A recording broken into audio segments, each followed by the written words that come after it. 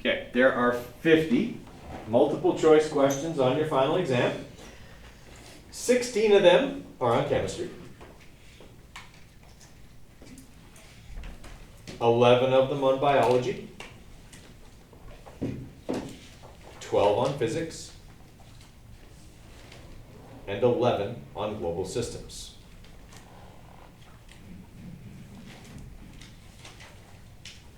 In the written response, there are 15, that's 1-5, written response questions.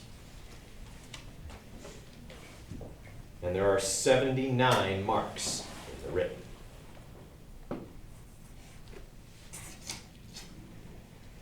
Nineteen of those 79 marks are chemistry.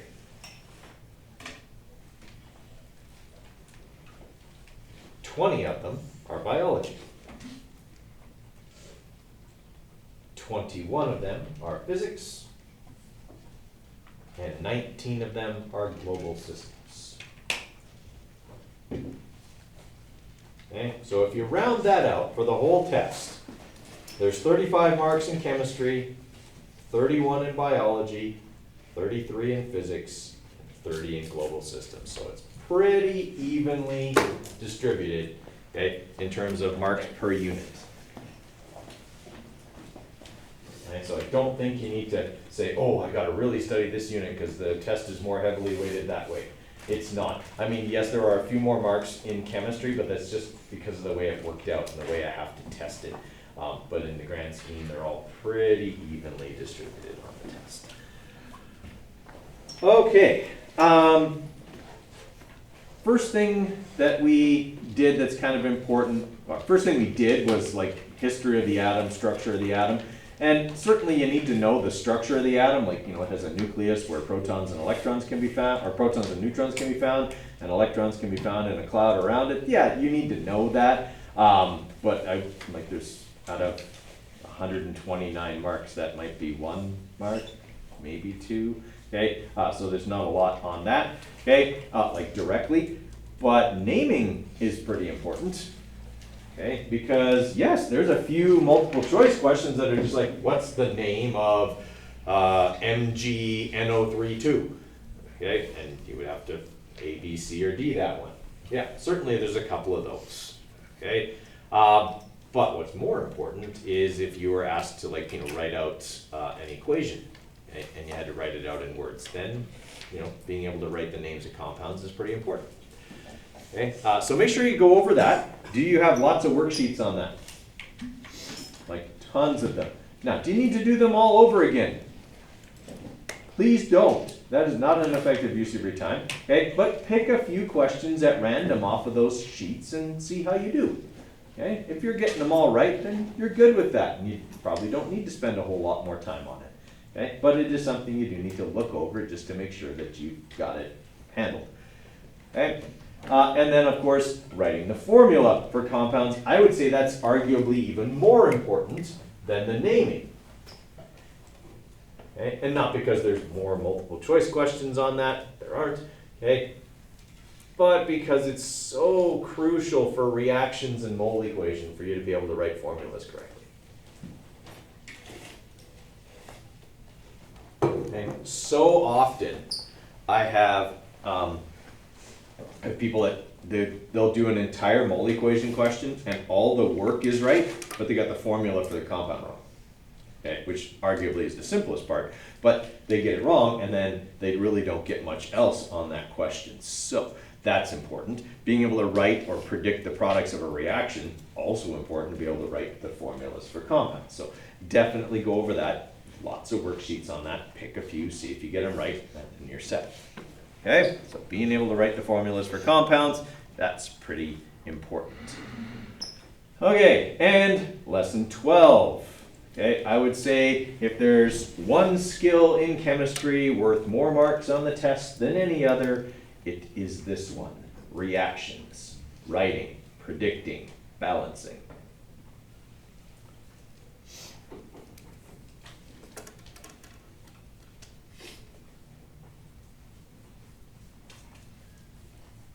Your final exam starts out with pretty much the same pattern as your chemistry unit exam did. Okay, there's a couple of balancing questions, it's just balancing, and then there's a couple of reaction questions, predict and balance and that kind of thing. And then there's some mole equation stuff. Okay, it's the same things I tested you on in your unit exam, just not as many of them. Like your unit exam, I think you had 7 reactions you had to balance to start it off. And then you had 4 reactions you had to write and predict and balance. And then you had 4 mole equation questions. Well, I don't have time to ask you that many questions on the final exam, so like cut it in half. There's 3 balancing questions. There's 2 write, predict, balance, that kind of thing questions, and then there's 2 mole equation questions. Okay, I still need to test those things. I still need to know that you can do those things, so okay, I just test them with less questions. Okay, everybody with me there? All right. So definitely know how to do those things. Okay, and then as we just said, the mole equation, okay, using the mole equation, using Avogadro's number, right, because we only went over 4 mole equation types, and 2 of them use Avogadro's number, 2 of them don't. Probably 1 of each on your final, I would think.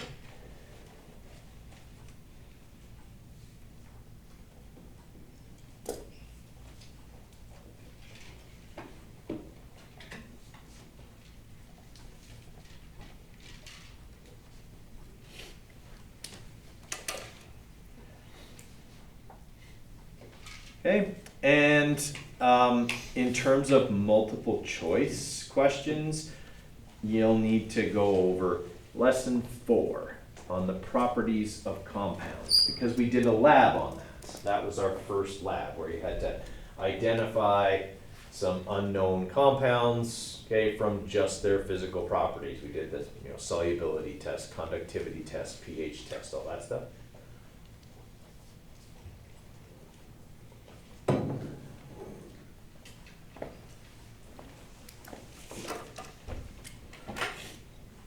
So you could get a multiple choice question that, let's say, works something like this. You have an unknown sample in front of you. It is a clear liquid at room temperature. It is highly soluble in water. Its solution does not conduct electricity, and it has a pH of 6. It is A, calcium chloride, B, water, C, magnesium nitrate, or D, ethyl alcohol.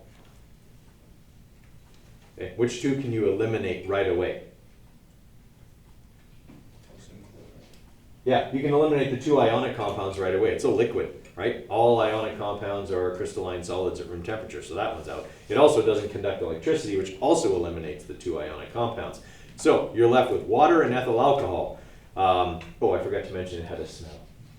Yeah, it has a very strong antiseptic odor. Okay, well now it's definitely alcohol. Okay, so be able to do that. Okay, I would give you a question like that because it's very much like the skills you were supposed to demonstrate on the properties of compounds lab. Okay, something like that. All right, solubility. Probably give you a question. You had one of these on your unit exam where I said, here's a reaction. Which, if any, of the products are soluble? Okay, so then you have to use your solubility chart. Okay, figure that out.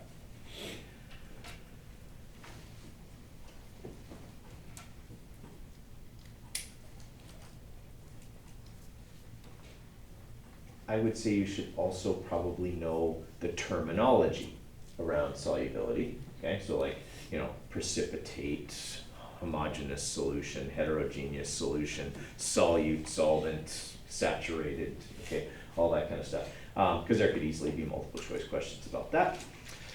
And the polar nature of water. On your unit exam, there was like a paragraph answer. You had to write, why, what it meant to be a polar molecule, that electrons are not shared equally. That allows you to form hydrogen bonds and cohesion and adhesion. You need to know that, but it's mostly multiple choice. It does come back, however, in the biology unit because that's how plants transport water. So you need to know that one for kind of 2 units. So definitely go over the polar nature of water because it's pretty important for plants to transport water. Okay.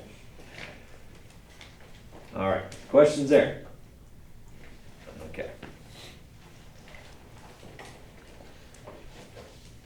So written response, okay, as I said, right? You got to balance, predict, balance, okay, you got your mode calculations, that stuff's going to be in the written. Everything else is game for the multiple choice. Okay, everybody good with that so far? Okay, let's kind of do a quick review of some of the skills that we have to have and just see. This will give you kind of a measuring stick of where you're at, okay, and how much more you need to do. Which I would assume right now is probably a lot because you probably haven't really started too much studying for finals yet. Okay, so naming.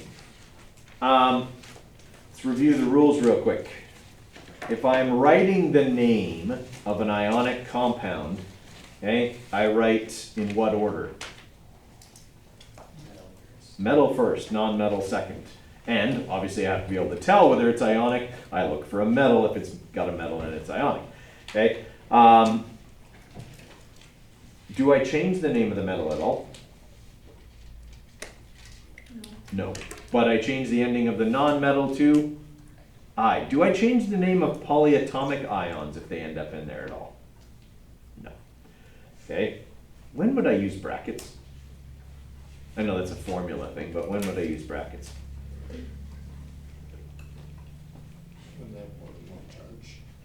Oh, I'll use Roman numerals if they have more than one charge. Yeah, absolutely. That's an exception that goes along with naming. I would use brackets around a polyatomic ion if I needed to put another number there. Like say I had 2 nitrates, I'd have to put nitrate in brackets and put a number outside of it, kind of like this. If I had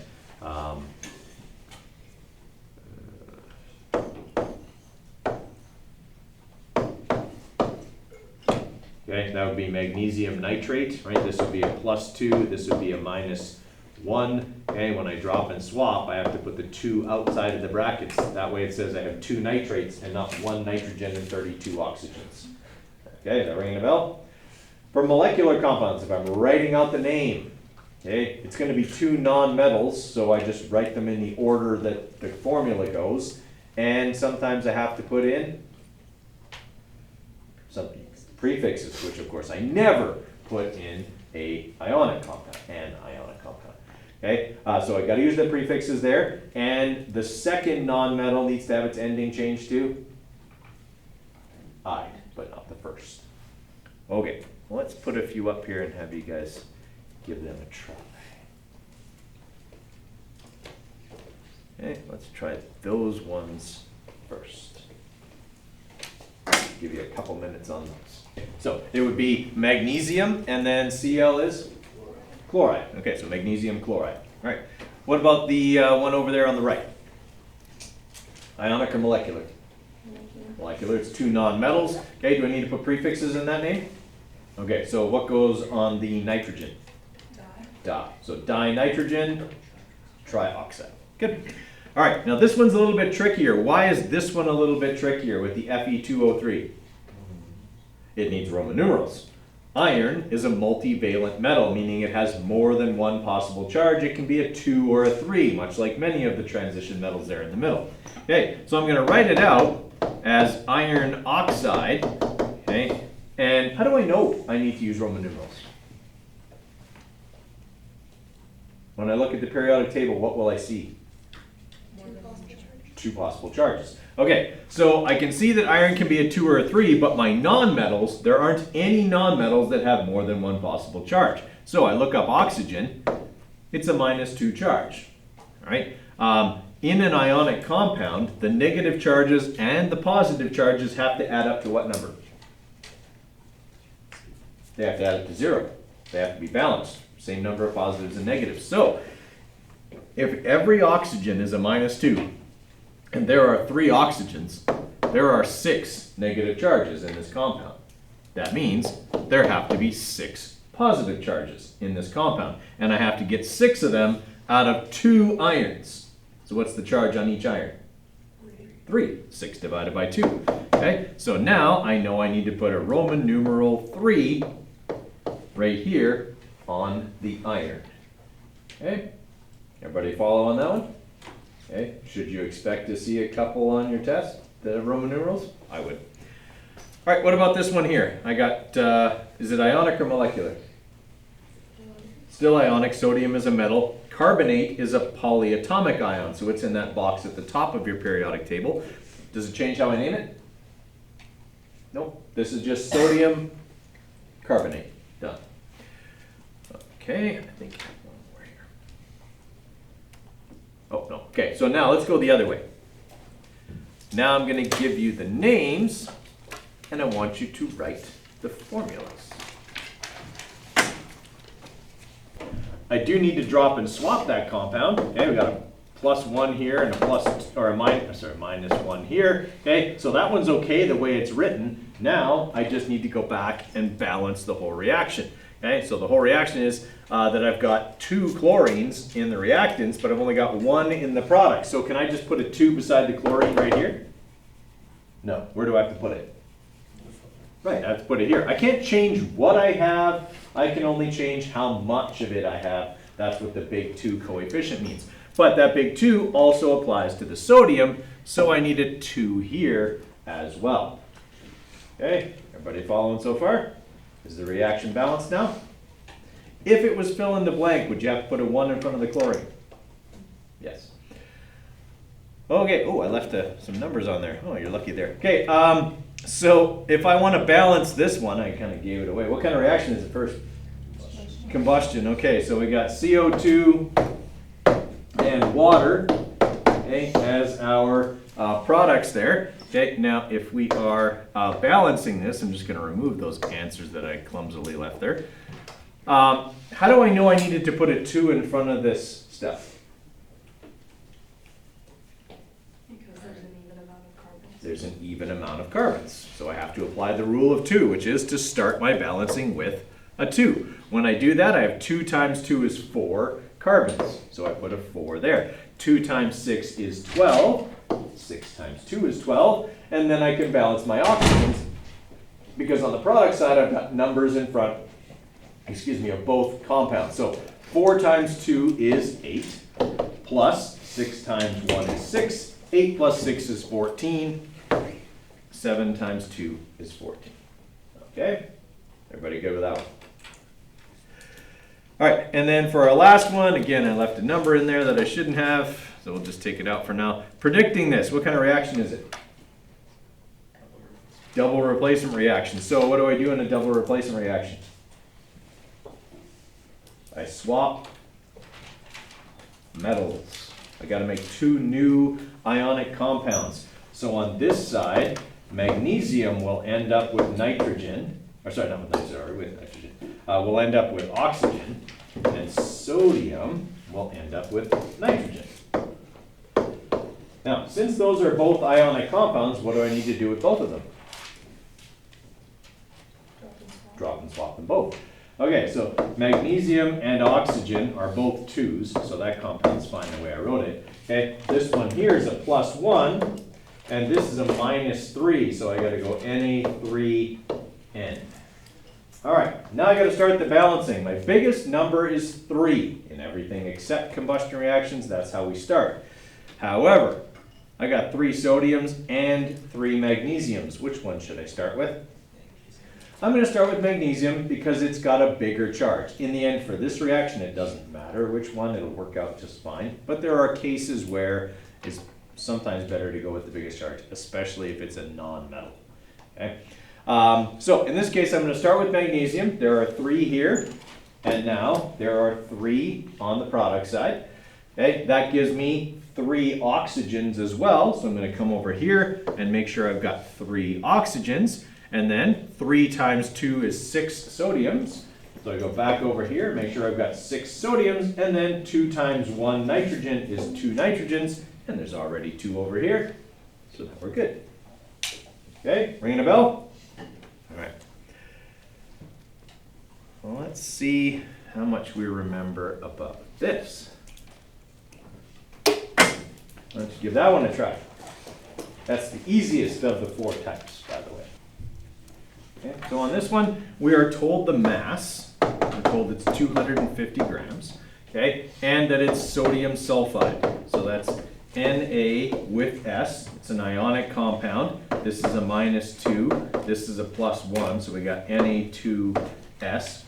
And that'll allow me to get the molar mass, or big M, for this one. So that'll be 22.99 times 2. That'll be my 2 sodiums. Okay?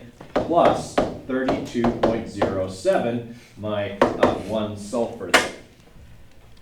Okay, so 22.99 times 2 plus 32.07. All right, so we are looking at a molar mass of 78.05 grams per mole. All right, now I know the mass, I know little m, and I know big M.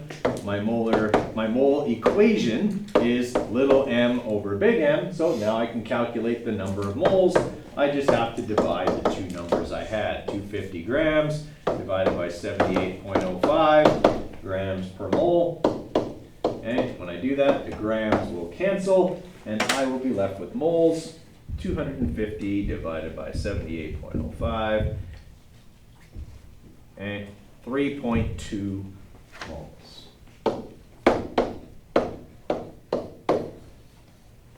Okay, everybody all right with that? Ringing a bell?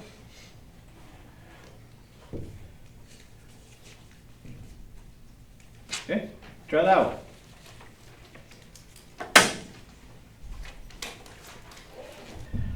Plus 19 times 6.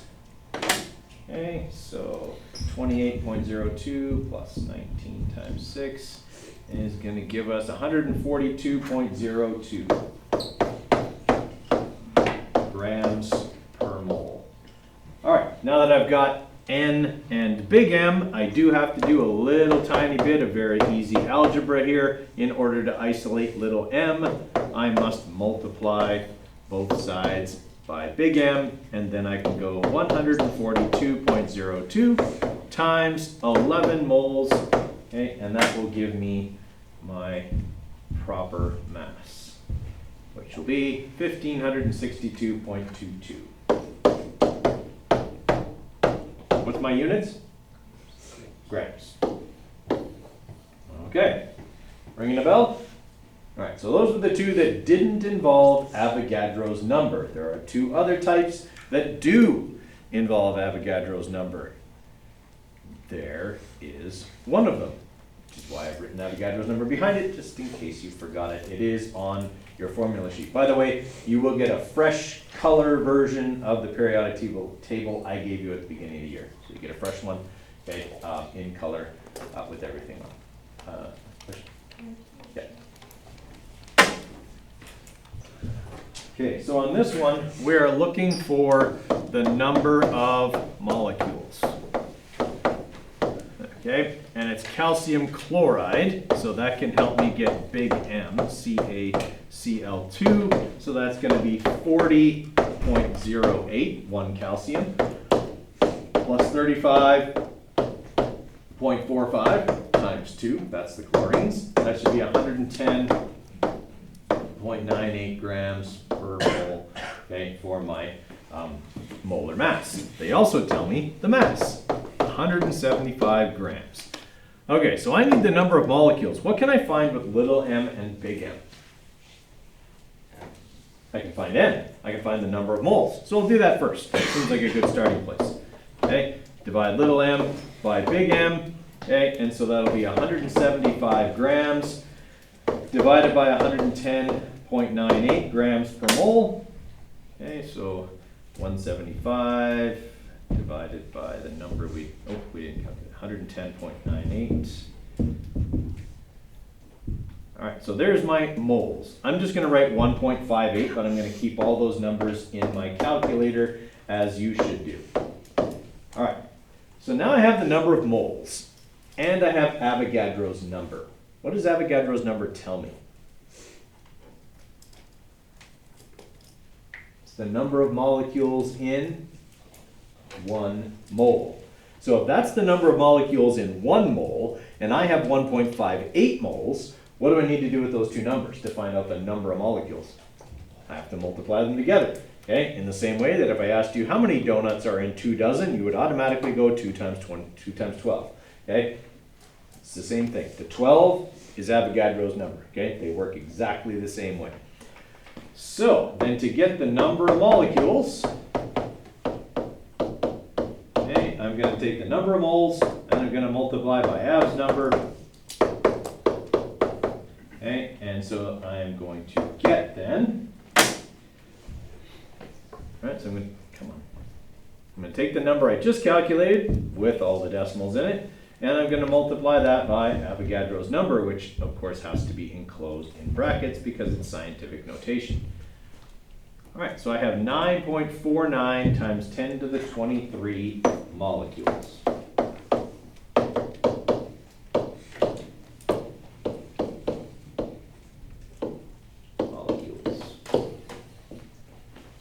Okay. Ringing a bell? All right, there's one more. And it works basically the opposite of what we just did.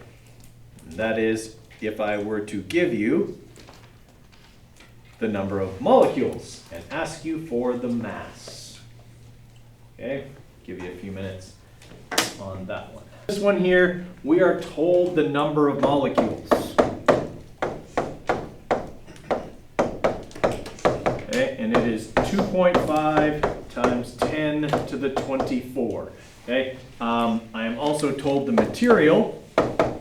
Okay, so I can figure out the molar mass pretty quickly here. I'm going to have 1.01, that's my hydrogen, plus 35.45. That's going to give me 36.46 grams per mole for my molar mass. Now, if I want to find mass, I need the number of moles. Would you agree? Okay, so I know the number of molecules, and I know Avogadro's number, which is the number of molecules in 1 mole. What do I do with those two numbers? Divide them, yeah. Okay, if I asked you how many dozen donuts are there in 4 dozen, you would go, sorry, the other way around. How many dozen are there in 48? You would go 48 divided by 12, and you get 4 dozen. We're doing the same thing here. Okay, we're going to take the number we have, okay, so number of molecules, and we're going to divide it by Av's number. Okay, so we're going to have 2.5 times 10 to the 24 divided by 6.02 times 10 to the 23.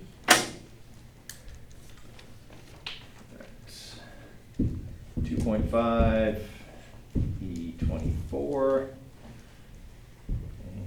divided by 6.02 E23, and we get that we have 4.15 moles. I'm going to keep all those decimals in my calculator for later. I'm just going to write this many. All right, now that I have N and I have big M, can I calculate little m? Again, I just have to do some algebra. I got to take this formula here, multiply both sides by big M. Now I've got little m, so that's going to be 36.46 times 4.15, except I'll use all the decimals I kept in my calculator.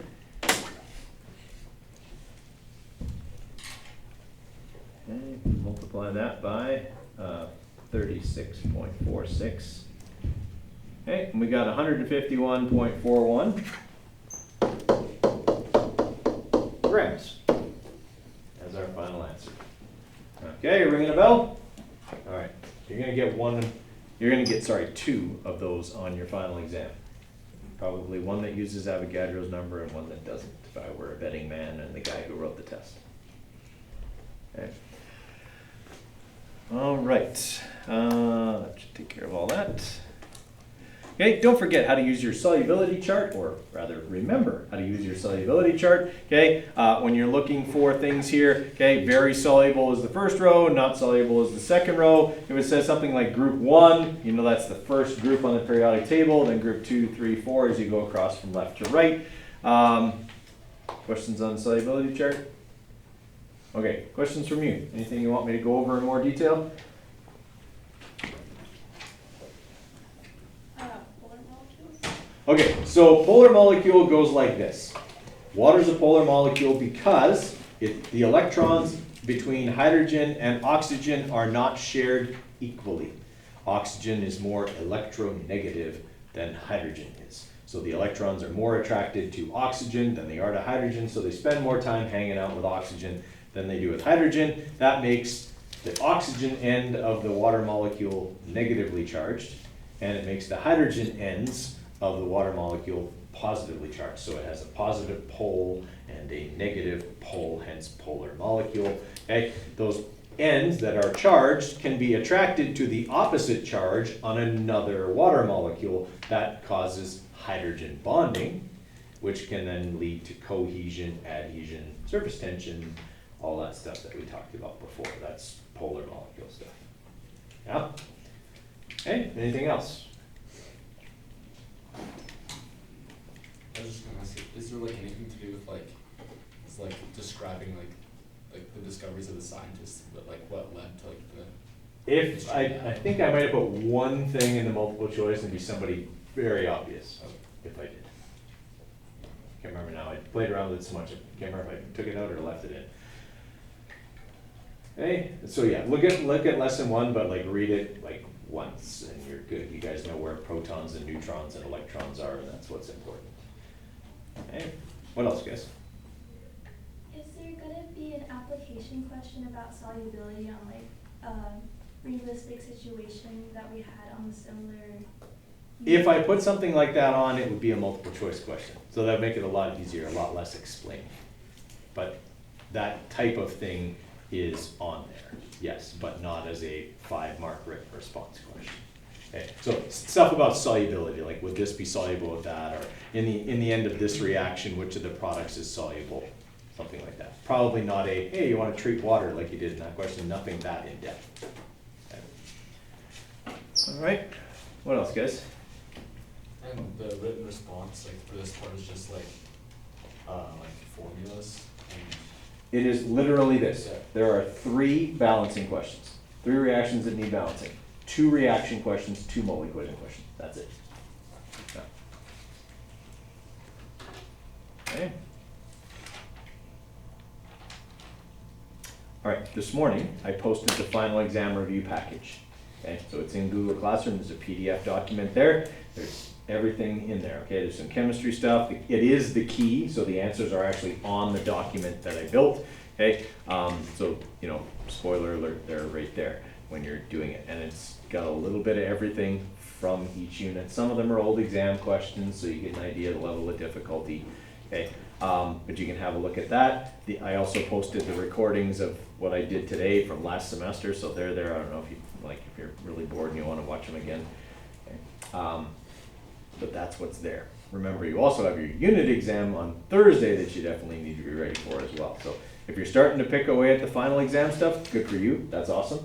Okay. But don't let it get in the way of studying and preparing for your Unit 4 exam. And, because you got almost a week after that before you have to write your final exam. Okay. All right, if you guys don't have anything, I'm gonna give you a couple little bits of reminders here. First reminder, you have to have your lockers cleaned out on the last day of school. Okay, so this Friday, bring a big bag. Maybe bring a duffel bag and a garbage bag, because judging by what I've seen over the last quarter century of locker cleanouts, a garbage bag will probably be necessary. Okay, if you have not cleaned out your locker by the end of this week, your locker will be opened and the stuff taken out. Okay, so if there's anything in there you want, like, you know, the lunch that you have allowed to evolve into a sentient being in the back of your locker, okay, you may want to make sure that you get that before the end of this week. Okay, so make sure you've got that all cleaned out, because the caretakers like to get started on the actual, like, you know, cleaning of the lockers during exam week. That means you will not have a place to put your stuff during exams, which isn't as big a deal in June because you don't generally have to bring boots and a parka to class like you, or to school like you do in January. But you will need to find a safe place to store your phone because obviously you can't bring that with you into the exam. right? You can give them to usually the administrators will have a collection of phones there, or okay, they'll take them at the entryway, but we don't like you to bring them into the gym because there's like, 300 people in there and it's hard to manage.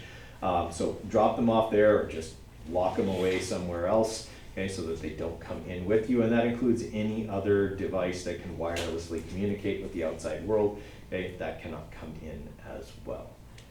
Okay, so a few little organizational things to think about before your exam, kind of plan ahead for those. Here's what you need to bring to the test with you. Okay, bring at least 2 pencils and at least 2 pens.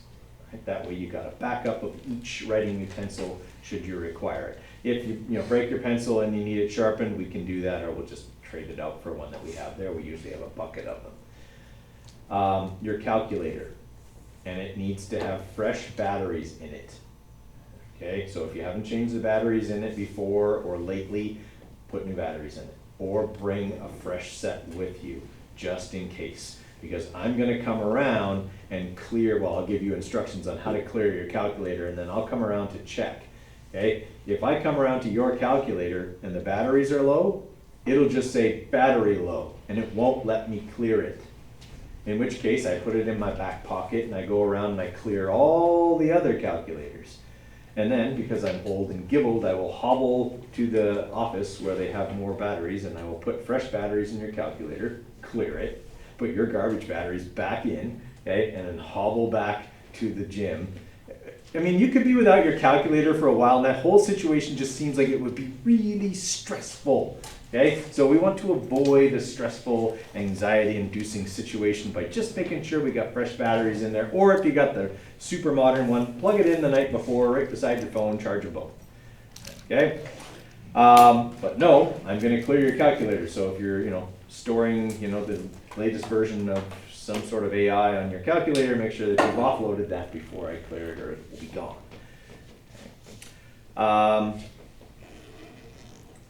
Yeah, we'll talk about other things another time. You got some time to work on that review package or review for Unit 4, but let's make sure we're doing that and not packing up, okay? So we're working on stuff. If you got more questions, just ask. Do them up here, okay?